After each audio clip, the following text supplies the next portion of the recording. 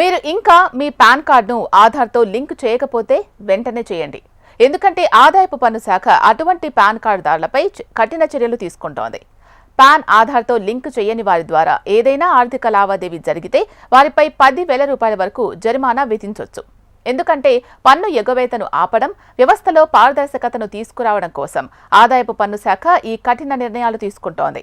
మీ pan card ఆధార్తో link చేయకపోతే మీరు ఇప్పటికీ దాన్ని ఉపయోగిస్తుంటే మీరు అనేక ముఖ్యమైన ఆర్థిక లావాదేవీలపై జరిమానా చెల్లించాల్సి ఉంటుంది. వీటిలో బ్యాంక్ ఖాతాను తెరవడం లేదా నిర్వహించడం, మ్యూచువల్ ఫండ్స్ లేదా స్టాక్ మార్కెట్లో పెట్టుబడి పెట్టడం, ఆస్తిని కొనుగోలు చేయడం, రుణం కోసం దరఖాస్తు చేసుకోవడం, అలాగే ఆదాయపు పన్ను రిటర్న్లను దాఖలు చేయడం వంటివి ఉంటాయి.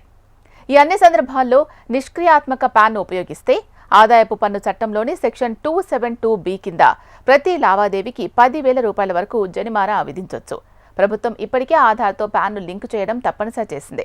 నిర్ణీత గడువు లోపు ఇది చేయకపోతే పాన్ కార్డు నిష్క్రియం అవుతుంది. ఇది చెల్లుబాటు కాదు. దీనివల్ల ఆర్థిక లేదా పన్ను సంబంధిత పనులు చేయడం అసాధ్యమవుతుంది. అలాగే ఒకటి కంటే ఎక్కువ పాన్ కార్డులు ఉన్న వారిపై కూడా ఆ శాఖ నిఘా ఉంచింది. వారిపై భారీ జరిమానా వేయడానికి సిద్ధంగా ఉంది.